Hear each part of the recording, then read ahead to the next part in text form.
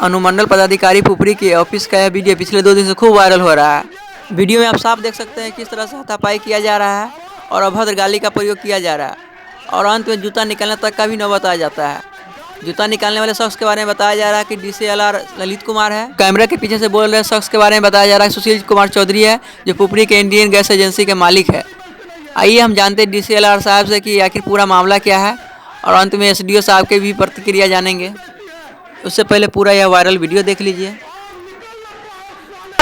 आवाज साइड, आवाज साइड, आवाज साइड, आवाज साइड, देख लीजिए, देख लीजिए, जो साहब आवाज साइड, गाली नहीं पकेगा, गाली नहीं पकेगा, गाली नहीं पकेगा, गुंडागर्दी नहीं करेगा, गुंडागर्दी नहीं करेगा। ये SDO साहब की बेइज्जती है, मेरी बेइज्जती नहीं है। ये SDO साहब की बेइज्जती है, ये SDO साहब की बेइज्जती है, समझे? और निकल लगता है साले, समझ गए ना? पकड़ के लाइए, ये SDO साहब की बेइज्जती कर रहे हैं, आप SDO साहब की बेइज्जती कर रहे हैं, SDO साहब की बेइज्जती हो रही है, SDO साहब की बेइज्जती हो रही है। चलिए सुनिए, बैठिए बैठिए, सुनिए बैठिए, ये SDO साहब की बेइज्जती हो रही है, ये SDO साहब की बेइज्जती हो रही है। तुम काम नहीं, तुम काम नहीं, तुम काम नहीं, तुम काम नहीं, गलत नहीं। हमारे यहाँ एक अपीलवाद केस चल रहा है जिसका नंबर है 37/2122। 37/2122 अपीलवाद केस चल रहा है जिसमें उज्ज्वल प्रकाश वर्मा अपीलार्थी हैं और ये अपीलार्थी के एडवोकेट के रूप में हमारे यहाँ कार्यरत हैं। इसके अलावा इनका इंडियन गैस एजेंसी के रूप में भी ये काम करते हैं।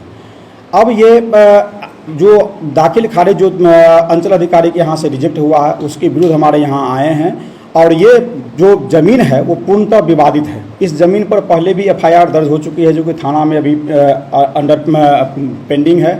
इसके अलावा इसी ज़मीन से संबंधित हमारे माननीय जो निचली न्यायालय है, सिविल न्यायालय, वहाँ भी जो है सो टाइटल सूट चल रहा है और इस पर जो है सो उज्ज्वल प्रकाश वर्मा के पिताजी और उनके चाचा के बीच में कंप्लीट जो है सो डिस्प्यूटेड ज़मीन है और डिस्प्यूटेड ज़मीन के आधार पर ही जो है सो अंचल अधिकारी ने जो है सो इनका जो है सो दाखिल खारिज रिजेक्ट किया, क्योंकि उज्ज्वल प्रकाश की माँ खुद आकर के खुद आती है और अंचल अधिकारी को अपना बयान देती है कि उज्ज्वल प्रकाश के वर्मा के नाम से दाखिल खारिज न किया जाए, जिसके आधार पर जो है सो अंचल अधिकारी जो है सो उस केस को रिजेक्ट करता है। उसी के विरुद्ध हमारे यहाँ ये अपीलवाद में आते हैं और अपीलवाद में जो है सो जो सुशील चौधरी हैं एज एडवोकेट अपीलार्थी के रूप में आते हैं और इतना ही नहीं, अपीलार्थी के रूप के जो एडवोकेट के रूप में यहाँ आते हैं वो उज्ज्वल प्रकाश वर्मा से ज़मीन भी खरीद चुके हैं।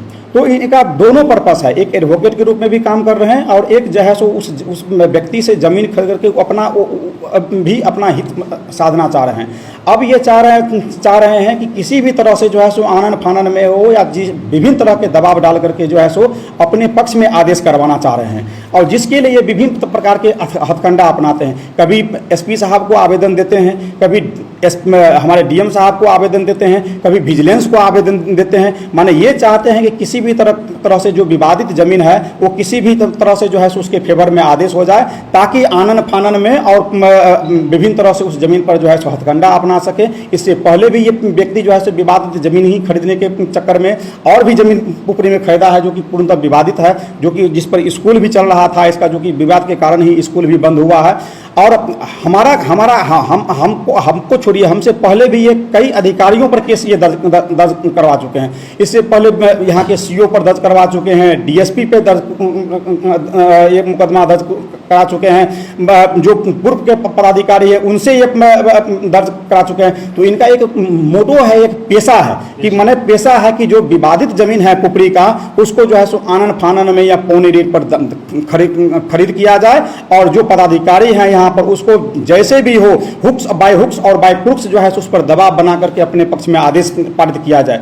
लेकिन हमारा जो DCLR का ऑफिस है, हमको लगता है बहुत वर्षों के बाद या कहें माने एक नमूना के तौर पर ये कंप्लीट जो है सो जीरो टॉलरेंस की ये ऑफिस है। यहाँ पर किसी प्रकार का भ्रष्टाचार नहीं करता। मैं तो दुनिया को उदाहरण देता हूँ, जो कि आज सरकार की जो नीति है जीरो टॉलरेंस की, यदि उसका उदाहरण देना चाहते हैं पूरी दुनिया को तो DCLR पुपरी का उदाहरण दे सकते हैं। और इसकी आप जो है सो सिर्फ आप अपने नहीं, आप अपने सर्वे से पूरे सीतामढ़ी में आप एक एक बच्चे से, एक एक व्यक्ति से जो है सो आप आंकड़ा ले सकते हैं, एक एक व्यक्ति से जो है सो आप इसका सर्वे करा सकते हैं। आप निजी तौर पर किसी निजी एजेंसी को आप सर्वे दे करके जो है सो आप इसकी जांच करा सकते हैं कि DCLR का ऑफिस कितना ईमानदार है या कितना भ्रष्ट है। तो ये जो बेबुनियाद आरोप लगा रहा है ये पूर्णतः गलत है। उसकी एक ही मंशा है कि किसी तरह से जो है सो उस पर दबाव डाल करके जो है सो इस पर जो है सो आरोप लगाया जाए और DCLR को जो है सो किसी तरह से अपने पक्ष में कराया जाए। इसी को ब्लैकमेल करने की बिल्कुल पूर्णतः इसका जो है सो एक मात्र मकसद है ब्लैकमेलिंग करना। इससे पहले भी कई अधिकारियों को ब्लैकमेल कर चुका है जिसके खिलाफ। और इसका एक और मोडो जान लीजिए, ये जब भी किसी पदाधिकारी से बात करता है तो चाहे वो उसको हमेशा ये रिकॉर्डिंग करता है। उस दिन भी ये घटना हुई है, वो पहले से अपना मोबाइल रिकॉर्डिंग करके आता है। उस दिन सर घटना हुई थी कैसे, क्या हुआ था? घटना उस दिन ऐसे हुई थी कि हमारे SDO साहब जो है सो हमको भी, बड़ा बाबू को भी, हमारे अंचलाधिकारी को भी बुलाए थे इसी मामले को जानकारी के लिए। तो उसी क्रम में जब जानकारी लेने के क्रम में उन्होंने जो है सो आरोप लगाने लगा कि आपके कार्यालय को जो है सो 35,000 रुपया दिया गया है, जिसका जो है सो हमारे बड़ा बाबू ने भी खंडन किया। वहाँ सामने में SDO साहब भी थे, CO साहब भी थे, सबने खंडन किया। उसके बावजूद भी तुरंत उसने पलट गया कि नहीं, बड़ा बाबू को जो हमने किताब जो है सो छपवाने के लिए पैसा दिया, जिसके कारण जो है सो हमने उसको प्रतिकार किया है। और ये जब किसी ईमानदार अधिकारी पर आंच लगाएगा तो ईमानदार अधिकारी माने टूटना जानता है, झुकना नहीं जानता है। और ये पूर्णतः जो है सो उसकी जो है सो पूर्णतः ये माने एक समझिए कि पेशा है, पेशा बना लिया कि जो भी यहाँ पर अधिकारी आएंगे उसकी तरह उससे शिकायत करके विभिन्न जगहों पर उसको हम ब्लैकमेल करेंगे ताकि अधिकारी हमारे फेवर में आदेश कर सके। उक्त व्यक्ति की गाली से आप गुस्से में आए या फिर उसके बाद से गुस्से नहीं, उसने पहले तो आरोप लगाया, जब आरोप का हमने खंडन किया तो फिर उन्होंने गाली गलौज पर उतर आया, जब जिसका हमने प्रतिकार किया है। तो जूते से खबर लगनी क्या ये मुनासिब था उस वक्त? नहीं, मुनासिब नहीं था। मैं कहूँगा, हाँ बिल्कुल मैं कहूँगा कि ठीक है, मैं अपनी बात को स्वीकार करता हूँ, दुर्भाग्यवश था मैं, ठीक है मेरा। लेकिन जब आप किसी व्यक्ति को ठेस पहुँचाइएगा, किसी व्यक्ति को ठेस कहिएगा, किसी व्यक्ति के ईमान पर ठेस पाइएगा तो व्यक्ति बर्दाश्त नहीं करता है। ये 35,000 का जो मामला है चेक का, वो क्या है?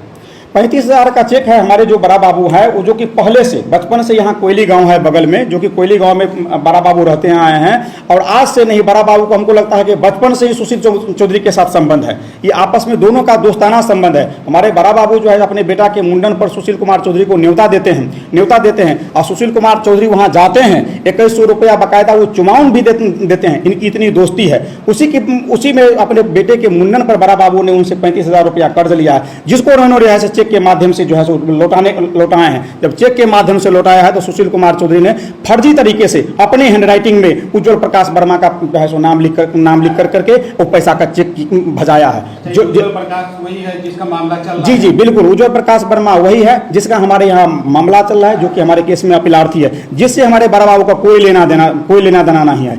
उज्जवल प्रकाश वर्मा से हमारे बड़ा बाबू का या हमारे ऑफिस का कोई ताल्लुक नहीं है, जिसके आधार पर हमारे बड़ा बाबू ने जो है उसके आवेदन देते हैं। हमने जो है सो SP साहब को आवेदन फॉरवर्ड करते हैं और जिसके SP साहब के आदेश पर जो है सो उसके खिलाफ जो है सो थाना में फिर से 420 का FIR दर्ज होता है। कितना दिन पहले FIR दर्ज हुआ? ये लगभग 2 सप्ताह पहले की बात है। 2 सप्ताह पहले की बात है, उसके खिलाफ FIR दर्ज हुआ है 420 का काम। SDO सर को सुनिए। जूते घुसे की बरसात होती है, एक गैस मालिक और DCLR साहब आपकी मौजूदगी में होते हैं, इस तरह की घटना क्यों होती है, कैसे होती है और कौन लोग हैं दोषी? बस मुख्य रूप से दोनों गैस मालिक जो हैं मूलतः एक अधिवक्ता भी हैं और एक ज़मीन के विवाद, ज़मीन में क्रय किया हुआ है, तो ज़मीन को लेकर के म्यूटेशन के समय से ही एक मामला चल रहा है। जो गैस विक्रेता जिन्होंने ज़मीन खरीदी है उन्होंने एक CO पर इस मामले में केस भी कर दिया है कि वो संतुष्ट नहीं थे चालू से, तो उन्होंने केस भी कर दिया है CO पर इसको लेकर के, तो कि म्यूटेशन पर गलत हुआ और जो जमाबंदी का गलत हुई। इसी क्रम में अपील DCLR साहब की आई, जो हमारी जानकारी थी उसी पर कल चर्चा हो रही थी। लोगों ने बुलाया था कि इसमें क्या इशू है। 10-15 दिन पहले भी दोनों में कुछ विवाद इस तरह का हुआ था। हम कहा कि इस मामले को अगर कोई टेक्निकल पॉइंट नहीं है तो मैंने स्पष्ट किया था कि कोर्ट के इंटरनल मैटर में मैं कोई हस्तक्षेप नहीं करूँगा, लेकिन अगर चूँकि वह अधिवक्ता भी हैं, इन्वॉल्व हैं और अधिवक्ता साहब ने भी कहा था कि सर दोनों के बीच में बातचीत करा दीजिए, दोनों के बीच में तो एक बात हो जाएगी, तो एक समाधान हो जाएगा। बाकी नियमानुसार जो कार्रवाई होनी है सो होगी। तो मैंने दोनों को बिठाया था, द्विता संघ को भी रहना था, उन लोगों भी थे। तो ऐसी स्थिति में बात हुई, उस बात में जो कुछ ऐसी भाषा बोली गई जिसके चलते विश्वास साहब को थोड़ा हुआ नगवा गुजरा, और कुछ ऐसी बातें हो गई जो नहीं होनी चाहिए थी, और इसके लिए हमें खेद इस बात का। और जो भी होगा उसकी जांच कर कार्रवाई की जाएगी। वीडियो में पूरी तरह से डीसी लाल साहब जूता निकालते हुए गुस्से में नजर आ रहे हैं, क्या कहानी इतना ही है या फिर वीडियो से अलग भी कुछ आप कहानी है? वीडियो देखेंगे तो वीडियो से मालूम चलेगा कि वीडियो वहाँ स्टार्ट किया गया जहाँ से रिसलाल साहब उठते हैं कुर्सी पर से। उसके पहले की कोई घटना क्या हुआ, ये कोई एक साथ अचानक तो नहीं हुआ होगा। उसके पहले की बहुत सी बातें थी जो उसमें एडिट किया हुआ है, और जो वास्तविक है, कोई भी अधिकारी अचानक टेम्पर नहीं खोलता है। आम तो रिसलाल साहब बहुत समझदार अधिकारी है, और यहाँ बहुत ईमानदार अधिकारी भी हैं, और बहुत मेहनती है। यहाँ से जिला के भी कई प्रभारों में है, और अभी तक कोई शिकायत नहीं है। हम दोनों साथ में ही आए थे, और फील्ड वर्क उनका बहुत अच्छा है। कोई इनके बारे में शिकायत आप पता कर लेंगे, नहीं कर सकता है। डीसीएल साहब के साथ जो विवाद हुआ है, जिस व्यक्ति के साथ विवाद हो रहा है वो एक व्यवसायी के हैसियत से यहाँ पे आए हुए थे या वो वकील हैं? वो 2-3 तरीके से आए हुए जी। थे। वो व्यवसायी भी हैं, एक ज़मीन उन्होंने क्रय किया हुआ है, और उसके वकील भी हैं। जी। तो ज़मीन जो है, एक विवादित ज़मीन खरीद लिया है। डिसलार साहब का वही कहना था कि ज़मीन विवादित है, उस पर मकान बना हुआ है, उसका दाही-खाई नहीं हो पाएगा। तो उनका कहना था कि नहीं, आप जो है हमारे खिलाफ जाकर फैसला कर रहे हैं, क्योंकि फैसला इस पर नहीं आया है। 21 तारीख को उसमें सुनवाई है, 21 तारीख को। डिसलार साहब ने कहा कि सर 21 तारीख को मैं इसका ऑर्डर कर दूँगा, अंतिम सुनवाई बहस पे है, मैं सुनवाई करके इसका ऑर्डर कर दूँगा। ये बात हुआ, उनको लगा नहीं, आप मेरी बात नहीं सुन रहे हैं, मेरी बात नहीं मानते। हमने भी कहा कि जब आप कोर्ट में एविडेंस दीजिए और कोर्ट डिसाइड करेगा तो ठीक है, अगर आप संतुष्ट होंगे तो अति उत्तम। एक ज़मीन उन्होंने क्रय किया हुआ है, और उसके वकील भी हैं। जी। तो ज़मीन जो है, एक विवादित ज़मीन खरीद लिया है। डिसलार साहब का वही कहना था कि ज़मीन विवादित है, उस पर मकान बना हुआ है, उसका दाही-खाई नहीं हो पाएगा। तो उनका कहना था कि नहीं, आप जो है हमारे खिलाफ जाकर फैसला कर रहे हैं, क्योंकि फैसला इस पर नहीं आया है। 21 तारीख को उसमें सुनवाई है, 21 तारीख को। डिसलार साहब ने कहा कि सर 21 तारीख को मैं इसका ऑर्डर कर दूँगा, अंतिम सुनवाई बहस पे है, मैं सुनवाई करके इसका ऑर्डर कर दूँगा। ये बात हुआ, उनको लगा नहीं, आप मेरी बात नहीं सुन रहे हैं, मेरी बात नहीं मानते। हमने भी कहा कि जब आप कोर्ट में एविडेंस दीजिए और कोर्ट डिसाइड करेगा तो ठीक है, अगर आप संतुष्ट होंगे तो अति उत्तम, नहीं होंगे तो आप अपील कर सकते हैं सक्षम प्राधिकार के पास। बट वो चाहते थे कि हमारे पक्ष में फैसला यही आया, क्योंकि वो ज़मीन दूसरे के नाम पे है और उसमें मकान बना हुआ है, तो म्यूटेशन नहीं हो सकता उस मामले पर। और डिसलार साहब वही बार-बार कह रहे थे, बट उन्होंने दोनों में ऐसी कुछ बात हो गई कि फिर वो इस तरह की नौबत आ गई। कोई पर्सनल अटैक टाइप के डिसलार साहब पे हुए, इसलिए यानी कि ये माना जाए कि जो दूसरा पक्ष है वो एक विवादित भूमि को खरीदे हैं और उसी की वो वकालत भी कर रहे हैं, जी, उसी को लेकर ये पूरा विवाद चल रहा है। जी। जिसको हरदा उन्होंने वो ज़मीन भी जब्त खरीदी गई है, और जो अभी तक जो संज्ञान हमारे बाद सीओ ने इस पर खारिज भी कर दिया हुआ है, और उसकी अपील में अभी सुनवाई चल रही है उसमें। तो जो अपोजिट पार्टी ने पक्षकार बनाया है उसमें, डिसलार साहब ने उसको पक्षकार बनकर आवेदन पे, तो उनका कहना था कि आप पक्षकार क्यों बना लिए, मतलब वही डिसाइड कर रहे थे कि कोर्ट क्या करेगी और क्या नहीं करेगी। ऐसी स्थिति में थोड़ा सा कोर्ट को कंट्रोल करने की बात हो रही थी, तो उसके साथ साथ कुछ अन्य बातें भी हुई जो नहीं होनी चाहिए थी, तो बाद में डिसलार साहब थोड़ा सा लेकिन वीडियो में सर साफ तौर से दिख रहा है कि डीसीएलआर साहब काफी उग्र दिख रहे हैं। आखिर ऐसी कौन सी बात हुई जिसपे वो इतने उग्र हो गए? कुछ पर्सनल अटैक उन पर हुए थे, तो मैं इसकी चर्चा नहीं कर सकता यहाँ पे ज़्यादा। कुछ पर्सनल अटैक हुए थे, इसके बाद थोड़ा सा हो गया, जो कि दोनों तरफ से भी कुछ कुछ हो रहा था, लेकिन हम लोगों ने समझाने का बहुत प्रयास किया। दोनों ने बैठिए, दोनों वार्ता पे हल करने आइए, और दोनों एक अधिवक्ता भी हैं और एक बड़े गैस के मालिक भी हैं और डिसलार भी, तो दोनों आदमी मिलकर के एक हल पे आए, और कोई समस्या नहीं हुई, इस पर असहमत थे। एसडीओ साहब क्या आपकी तरफ से कौन सी कार्रवाई होने जा रही है? हम लोग, हमारी बात जिला पदाधिकारी महोदय से हुई है, हम अपनी एक रिपोर्ट भेज रहे हैं, और जो भी कानूनी कार्रवाई होगी वो बहुत जल्दी सामने आएगी। जो वीडियो वायरल हो रही है उसमें ना आगे का मामला है कुछ, न पीछे का मामला है कुछ, सिर्फ गाली गलौज और जूते चप्पल जैसी कुछ बातें सामने आ रही है, जिससे भ्रम की स्थिति बनी हुई है। क्या कहना चाहिए? जो कि वीडियो उनके पास ही है, जिन्होंने वीडियो डाला हुआ है रोशन चौधरी ने। यहाँ पहले भी कई अधिकारियों पर मुकदमे दायर किए उन्होंने।